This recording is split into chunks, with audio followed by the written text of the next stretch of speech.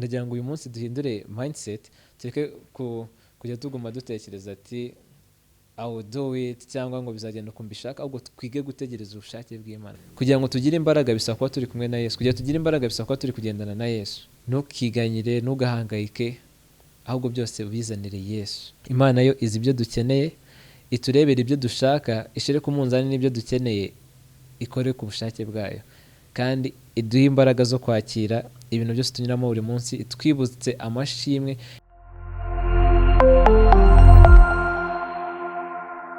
Mfite umukunzi atuye inyuma y'ibicu, uwo yarankunze sinabona uko mbivuga. Imyaka 1000 n'amagana irashize, anegurira ibyicaro byiza. Uwo yarirahiriye n'indahiro yati, sinzongera kurya ku mbuto y'umuzabibu. Nari nicarana n'umugeni nakunze, nari nicarana n'umugeni nakunze. Hariho umunsi yagaragaje ubutwari bwe, yagiye ikuzimu akandagira Satani, aramunyukanyuka amwambura imfunguzo, azukana icyubahiro. Yesu ni muzima. Uwo yarirahiriye n'indahiro yati, sinzongera kunywa ku mbuto y'umuzabibu. Nari nicarana n'umugeni nakunze, nari nicarana n'umugeni nakunze. Muraho neza, amazina yanjye ni Ali Boso, nongeye kubaha ikaze kuri ino chaîne ya Gospel TV. Abantu dusanzwe turi kumwe murakaze neza, nanone n'abashyitsi turabakiraho muri hose. Ikaze, Yesu abaho umugisha. Nagira ngo dutangiye dusoma mu byanditswe biboneka mu Migani igice cya 8 umurongo wa 17. Haranditse ngo, nkunda abankunda kandi abanshakana umwete bazambona. Nagira ngo mwibutse ko uyu munsi ari umunsi mwiza wo kongera kwiyegereza Imana no gushakisha Imana. Tuyikunde, tuyishakishe, nayo iradukunda kandi yiteguye kutugirira neza. Hari igihe umuntu aca mu bibazo akumva Imana iri kure ye, akibaza se Imana irandeba, Imana iranyumva, ese Imana inyitayeho? Ibyo ngibyo ntekereza ko biba ku bantu benshi, ni ibintu bisanzwe kwiyumva gutyo, kuko umuntu uburyo aremetsemo iyo adafite umwami Yesu aba ari umunyantege nke.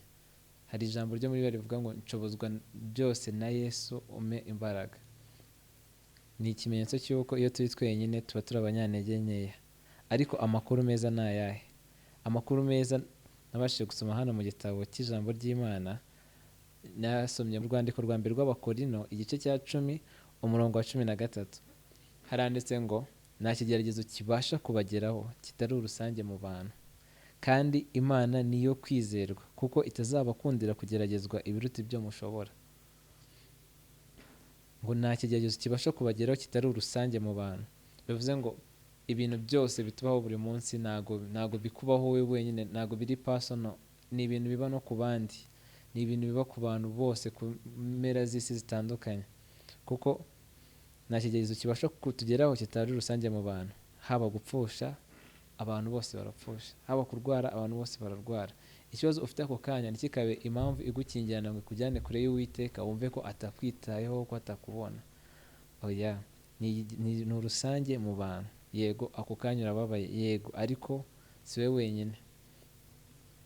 Imana n'iki bivugaho ngo, kandi Imana niyo kwizerwa, kuko itazabakundira kugeragezwa ibiruta ibyo mushobora. Ntabwo ishobora gutuma ibyo tutabasha kwakira cyangwa kwihangana cyangwa kwenduring bitugeraho, kubera ko Imana niyo kwizerwa, ntabwo yatuma tugerwaho n'ibintu tudashobora. Agakomeza avuga ngo, ahubwo hamwe n'ikibagerageza izabacira akanzu, kugira ngo mubone uko mubasha kukihanganira. Ngo ahubwo hamwe n'ikibagerageza izabacira akanzu, kugira ngo mubone uko mubasha kukihanganira. Imana ni nziza. Imana izaducira akanzu kugira ngo tubashe no kukihanganira. Ni ukuvuga ngo muri cya kibazo, aho kugira ngo wahunge Imana, niwo mwanya mwiza wo kwegereza Imana, ukibuka ko Imana muri kumwe, ko mugendana. Yesu Kristo aradukunda cyane. Intambwe tuba dusabwa guterwa niyo kumwiyambaza, mu ijambo ry'Imana harimo ibintu byinshi duhora tubisoma, ariko akenshi ntabwo tubasha kubona umwanya wo kureflectinga ngo twibaze iki kintu twasomye koko twaracyumvishe. Muri Bibiliya turabizi, twese twirirwa tubivuga ngo handitsemo ngo ubwo bazaba bataranabaza ngo nzabatabara. Can you imagine that? Ushobora gutekereza urukundo rw'Imana rushobora gutuma mu gihe utaranayisaba yo ibizi icyo ugiye gusaba, kandi Mwuka Wera niwe wintercedinga ku bwacu, niwe utugira ku mavi akatwingingira. None kubaho duhangayitse biterwa n'iki? Imana yo yaduhaye ubu ngubu yari kudusobanurira ibyo bibazo ducamo, ariko Imana yaduhaye, ushobora kwibaza se ubwo buryo bwo kubivamo ni ukuhe? Ese ni iki tuba dusabwa gukora ku ruhande rwacu? Kuko ntabwo wafasha Imana kuba Imana. Akenshi ibibazo bije tubwira Imana ati jya ku ruhande, ati jya ku ruhande nifashe, turasubira mu kanya. Ugasanga aho gutakambira Imana ugiye kure, usubiye muri bya bintu Imana yagukijije, ugiye kwiyahuza ibiyobyabwenge, ugiye gutangira wigunge, ubabare, agahinda kakwice kubera kwibaza ibibazo byinshi. Ariko se nicyo twagakwiye kuba dukora nk'abantu b'abana b'Imana, abantu bakundwa n'Imana, abakundwa b'Imana, nk'uko tubiririmba kenshi duhagaze mu nsengero, ukavuga ngo dukundana n'Imana, turi abana b'Imana. Ese koko birakwiye ko ikigeragezo cyaza ukacyererana kandi ufite umubyeyi ushoboye byose? Ushobora kwibaza, umubyeyi wawe aramutse ari nka executive w'umurenge, ukareba ni izihe opportunities tuvukamo, ni ibiki yamfasha, ni ibiki atamfasha. Ugiye gukora iyo liste wasanga hari opportunity nyinshi ashobora gutuma ugira bitewe n'uko ari uwo muyobozi ako kanya, ariko hejuru ye hakabaho undi. Utekereze uw'akarere, utekereze uw'umujyi wa Kigali, utekereze nka perezida w'u Rwanda. Wibaza ko Imana ifite ubushobozi burenze ubw'iyo myanya yose tuvuze? Ese ni iki wasaba Imana ntikiguhe? Ese ni iki wasaba Imana ntikiguhe keretse icyo udakwiriye? Ni ukuvuga ngo gusaba Imana nabyo bigira inzira binyuramo. Ntabwo ibyo dusabye byose twabihabwa of course, ariko Imana yo ubwayo iduhitiramo. Imana iduhitiramo, ntabwo ishobora gutuma duhitamo nabi, kuko iravuga ngo mu Migani igice cya 8 nk'uko twabibonye umurongo wa 17 iravuga ngo nkunda abankunda kandi abanshakana umwete bazambona. Ni ukuvuga ngo umwete dukwiye gushyiramo ni wowe kwibuka kugendana n'Imana. Kuba wemera Imana ni kimwe, kuba wumva ubayeho ufite Imana mu buzima bwawe ni ikindi. Kugira ngo ubyumve ni uko koko biba bihari, ntabwo ari ibintu utekereza, ntabwo ari ibintu ubwirwa bakubwira ngo ugendana n'Imana, ahubwo urayimvita, ufata umwanya ukayiyegereza, ufata umwanya ukayihamagara, ukayibwira ati Mana ndagukeneye mu buzima bwanjye, ngwino ubane nanjye, ngwino tube turi kumwe, ngiye gukora iki ngiki tugende, ngiye gucanga, ngiye gukoresha ino nzira tujyane. Nibyo Imana ishaka ba bantu b'abakundwa ku Mana, ba bantu bayumvira. Nibyo koko turi abakozi b'Imana kandi dukwiye gutinya Imana, ariko gutinya ntabwo ari ukuyumva ugahahamuka ukavuga uvuga ati ndayihunze, njyewe ndasa nabi, simeze neza, reka nyihunge, pasiteri azansengera, niwe yumva cyane, cyangwa inshuti yanjye kanaka arasenga cyane azansengera. Oya, Imana iguhamagarira kugirana umubano nayo, ikakubwira ati nsanga ngwino, ubwo uzaba utaravuga icyo ushaka nzakumva ngo utabare. Irabivuga. Nashaka no gushyiraho undi murongo werekana yo Imana ese ni iki itwe expectinga, ese ni iki iturekomanda kuba twaba turi gukora mu kanya tugiye gutegereza. Cya gihe utegereje Imana, cya gihe ushaka igisubizo, cya gihe ufite ibintu byinshi wibaza, Imana yatubwiye ngo ni ibintu bisanzwe mu bantu. Mu Migani igice cya 3 umurongo wa 5 haranditsemo ngo wiringire Uwiteka n'umutima wawe wose, we kwishingikiriza ku buhanga bwawe. Wacyumvise ikintu cya mbere ngo wiringire Uwiteka n'umutima wawe wose, we kwishingikiriza ku buhanga bwawe.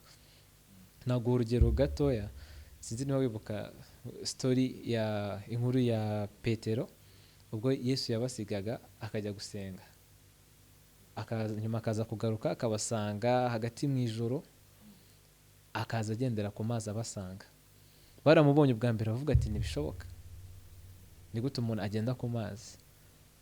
Bishingikije ku bwenge bwa muntu, batekereza uko umuntu abyumva, uko umuntu abireba. Ese umuntu agenda ku mazi? Icyo kintu cya mbere ukibajije utubona urugero rworoshye, kuko Petero umwami Yesu yaramubwiye ati ngwino, agende ku mazi, aza agenda ari no ku mazi agendaho. Ariko a second yatekereje ku bwenge bw'umuntu, agatekereza ko ari kugenda ku mazi.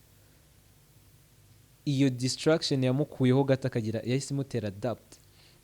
Kuba we yarahindukiye gusa akibaza se, we agakoresha bwa bwenge bw'umuntu ati se birashoboka ko naba ndi kugenda ku mazi, byatumye ubwe atatangira gusinkinga, agwa mu mazi. Ntabwo ari uko atari yabikoze ngo bikunde, ahubwo yashatse gutekereza nk'umuntu. Niyo mpamvu akenshi nyine natwe ugarutse mu buzima bwacu utekereza ku kibazo ukabona mu nzira zawe ntigishoboka, ariko ukibagirwa ko mu nzira z'Imana icyo kintu gishoboka, nta n'ikintu kidashoboka. Ndagira ngo uyu munsi duhindure mindset, tureke kujya tuguma dutekereza ati I will do it cyangwa ngo bizagenda uko mbishaka, ahubwo twige gutegereza ubushake bw'Imana. Kuko iyo dusenga, wibutse n'isengesho umwami Yesu yadutoje gusenga ari hano ku isi, yatusabye ko twajya dusenga isengesho rya Data wa twese uri mu ijuru. Muri iryo sengesho tuvugamo ngo ubushake bwawe bube ku isi no mu ijuru. Ni ukuvuga ngo ubushake bw'Imana nibwo umuntu ategura imipango, nk'uko Bibiliya bivuga, agira imipango y'agapanga, ariko Imana niyo iyobora intambwe ze. Ubushake bw'Imana nicyo kintu cya mbere kimatarenga kandi dukwiye kwizereramo, kubera ko nibivuga ngo ibyo yifuza kutugirira ni byiza, kuki twabidaputinga, kuki twabigiraho impungenge, wibaze ngo se bizagenda gute, se bizaba ari ibiki, se izabikora gute? Ako ni akazi kayo nk'Imana. Icyo gihe uba wibagiwe wa mwanya wawe wo kuba umwana w'Imana, ahubwo ukabwira Imana ati bugiye ku ruhande, nyemura ibibazo, ndagaruka nyuma. Imana tujye twiga kuyireka ibe Imana. Uyu murongo uravuga ati wiringire Uwiteka n'umutima wawe wose, we kwishingikiriza ku buhanga bwawe. Kuko nujya gukarikira ibintu by'Imana muri siyansi, urasanga ntabwo uri bubone amayuniti yo gukoresha izo measurement, urapimisha iki, ntabwo ubasha kubyumva. Imana ishobora kuza umuntu yacitse urutoki, yo ni rudode nk'abaganga, igateraho urundi. Ibyo bintu babisobanura gute muri siyansi? Ntabwo ntekereza ko kwishingikiriza ku buhanga bwacu icyo kintu dukeneye aka kanya. Ikintu cya kabiri cyo gukora mu gihe dutegereje Kristo, dutegereje cya gisubizo kuri Kristo, dutegereje ya guidance, ya company kuri Kristo, nagikuye mu Bafilipi igice cya 4 umurongo wa 5, ngo ineza yanyu imenywe n'abantu bose, umwami wacu ari bugufi. Wumvishe?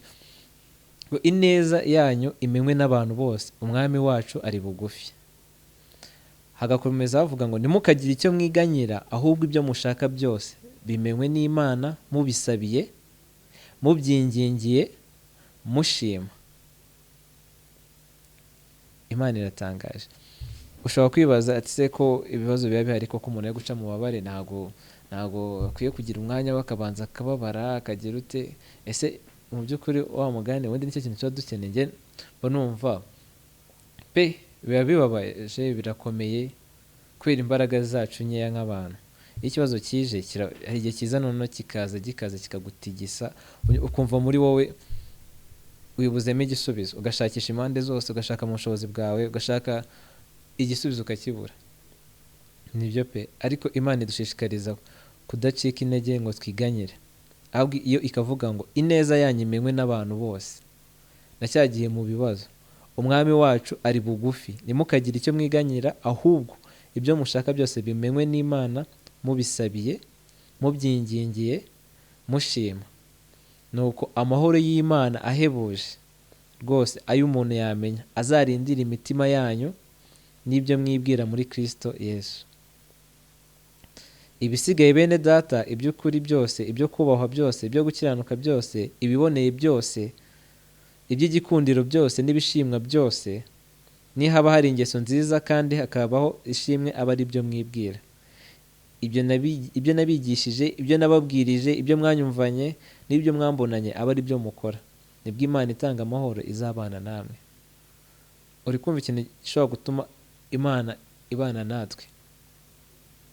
Ni ibintu byinshi. Idusaba kugira neza, idusaba kureflectinga. Ni ukuvuga ngo twebwe akenshi iyo turi kwibaza twishakamo ibisubizo, tukagira uko tugahangayika, tukagira izo depression, overthink, ukabura n'ibitotsi sometimes, ukarara wicaye. Imana yo itwumvisha ko ahubwo ari wo mwanya mwiza wo gukomeza kwishaka, kwiyegereza ushizemo ingufu. Yavuze ngo abanshakana umwete bazambona. Yego ntabwo biba byoroshye, yego biba bikomeye cyane, kubera intege nke zacu nk'abantu.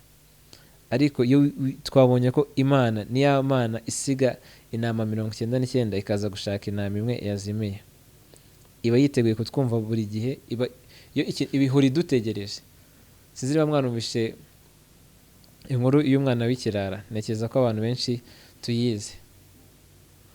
Imana urukundo rwayo ni kuriya rumeze.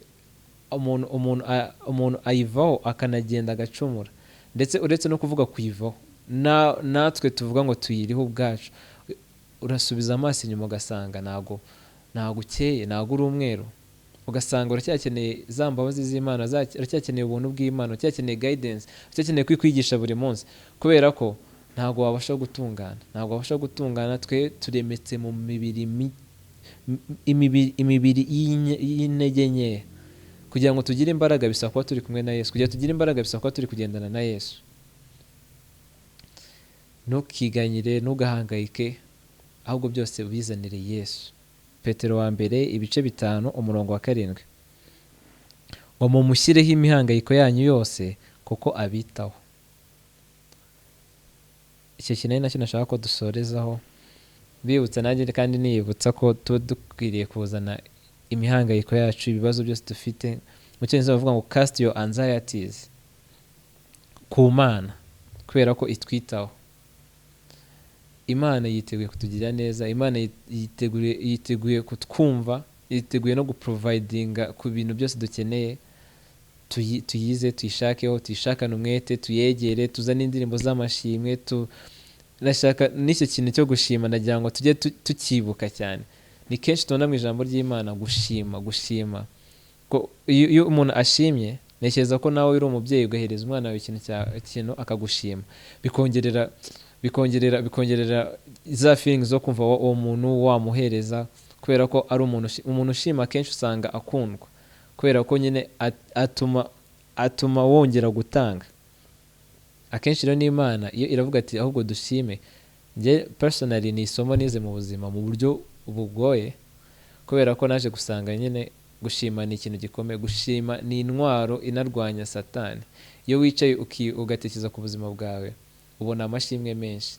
Rero cya gihe umara uri gutekereza ku bintu byiza Imana yagukoreye, njye ikintu nabonye bimfasha mu buzima bwanjye, bituma naguma nekereza ku bibazo, ahubwo ibintu positivity ikagaruka, nkongera nkabona hope, nkumva ko ibintu byose nkavuga ati se niba yarakoze ibi ngibi n'ibindi zabikora, niba yarakoze na biriya n'ibindi zabikora. Aha n'aha ntiyanereranye, kubera iki yanererana uyu munsi, kubera iki yanererana aka kanya, sinizera ko ari ikintu gishoboka. Rero mureke tuyikoreze imitwaro yose dufite iremereye. Baravuga ngo itwitayeho, yiteguye kudufasha. Ndagira ngo buri muntu wese uri hano, Imana ikugenderere, ikore ku mutima wawe, irebe ibyifuzo, irebe ahagoramye ihagorore, irebe ibyifuzo byawe ikozemo ubushake bwayo, iguhereze ibigukwiriye, kubera ko yo niyo ubwayo ibasha kutumenyera ibyiza bidukwiriye. Twebwe nk'abana b'abantu dushobora kwifuza bigendeye ku mubiri, dushobora kwifuza bigendeye kuri ino si, ibyitwereka, ibyitwigisha, ariko Imana yo ubwayo niyo iduhitiramo. Buriya ikintu umuntu ashaka n'ikintu umuntu akeneye biba bitandukanye. Imana yo izi ibyo dukeneye, iturebera ibyo dushaka, ishyire ku munzani n'ibyo dukeneye, ikore ku bushake bwayo, kandi iduhe imbaraga zo kwakira ibintu byose tunyuramo buri munsi, itwibutse amashimwe, iduhe umwanya wo no gukurikira Imana ubwayo. Niyo ibidufasha muri idukangurire, idutize imbaraga zo kwikorera, tujye tuyihereza icyubahiro buri munsi ko tubyutse. Ndagira ngo dusoze mbashimira cyane, mwakoze kubana natwe muri uno mwanya, kudutiza umwanya wanyu tukabasha kuganira ku ijambo ry'Imana, ni iby'agaciro. Ndagira ngo muze gukomeza nk'uko musanzwe mutuganiriza, haba muri comment cyangwa mutwandikira, mukomeze muduhe ibitekerezo, mutugire inama, ndetse niba ukunze ibyo tuvugiye muri ino video, nagusabaga ubashe no kubisangiza abavandimwe, bajye baza nabo duterane, tubashe gusangira ijambo ry'Imana no kwigira hamwe. Ndagira ngo hano munsi muri comment uze kwandikaho wenda nk'isomo byaba biguhaye, cyangwa se nk'igitekerezo ufite. Ushobora no kudusaba nka suggestion y'ukuntu wumva nyine ibintu, tukaba twabiganiraho nabyo, tukabasha kungurana ubumenyi. Murakoze cyane, mugire ibihe byiza, Imana ibahe umugisha.